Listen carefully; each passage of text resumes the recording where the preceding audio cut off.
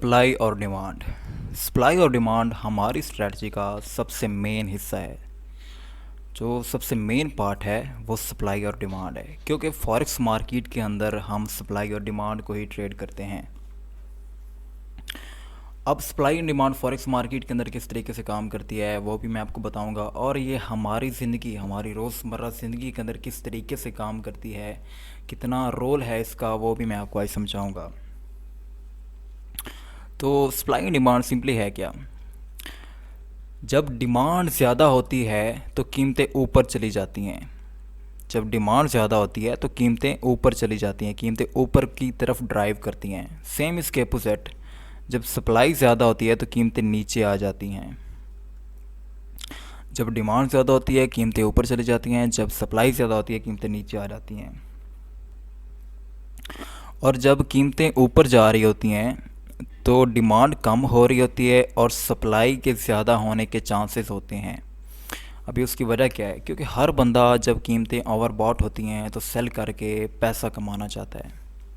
तो जब भी कीमतें ओवरबॉट होती हैं, जब भी प्राइसेस ओवरबॉट होती हैं, लोग सेल करके पैसा कमाते हैं। तो जिसकी वजह से जितनी भी डिमांड होती है वो ख़त्म हो चुकी होती है प्राइस को ऊपर लेकर जाने के लिए। तो जब भी कीमतें ऊपर जाती हैं तो डिमांड कम होती जाएगी और सप्लाई ज़्यादा होना शुरू हो जाएगी। सेम इसके अपोजिट, जब कीमतें नीचे आ रही होती हैं, जब कीमतें कम हो रही होती हैं, तो चांसेस होते हैं कि सप्लाई कम होगी, सप्लाई कम होना शुरू हो जाएगी और डिमांड के आने के चांसेस होते हैं। उसकी वजह क्या है कि जितनी भी सप्लाई होती है वो इस्तेमाल हो जाती है मार्केट को नीचे लेकर आने के लिए अभी, और मार्केट में इतनी सप्लाई नहीं होती कि प्राइस को और नीचे लेकर जाया जा सके, जिसकी वजह से डिमांड इंक्रीज़ होना शुरू हो जाती है और सप्लाई डिक्रीज़ होना शुरू हो जाती है और कीमतें दोबारा से ऊपर की तरफ ड्राइव करती हैं।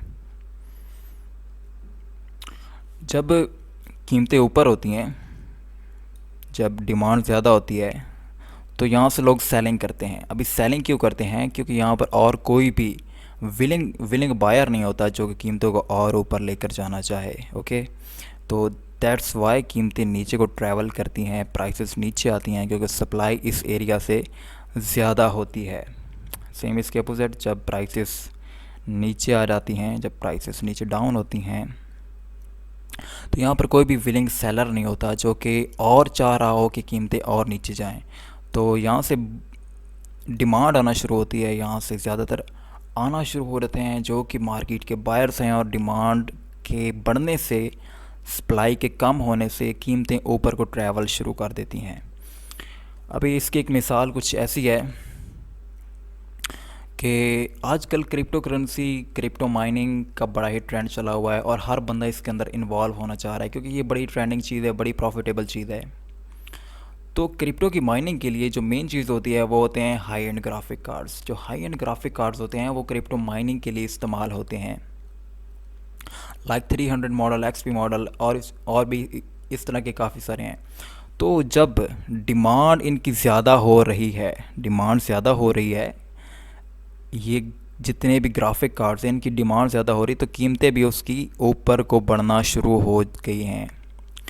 तो जब डिमांड ज़्यादा होगी कीमतें भी ऊपर को बढ़ेंगी, और जिसकी वजह से आपको मार्केट के अंदर शॉर्टेज मिलता होगा ग्राफिक कार्ड का। जो अच्छे ग्राफिक कार्ड हैं वो मिलते नहीं होंगे, इसलिए क्योंकि हर बंदा क्रिप्टो में इन्वॉल्व हो रहा है, क्रिप्टो माइनिंग में इन्वॉल्व हो रहा है, जिसकी वजह से ग्राफिक कार्ड की शॉर्टेज हुई पड़ी, डिमांड ज़्यादा है, सप्लाई है नहीं। दैट्स वाई कीमतें हाई हैं।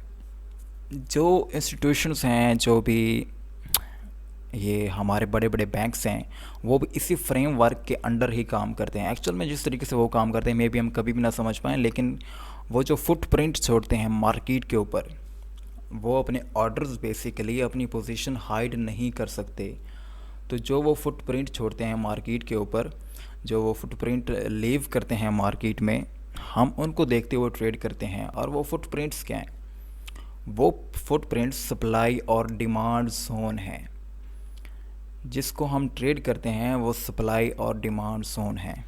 कीमतें कम होती हैं और डिमांड ज़्यादा होना शुरू हो जाती है, तो चीज़ें फ़ौरन बिक जाती हैं।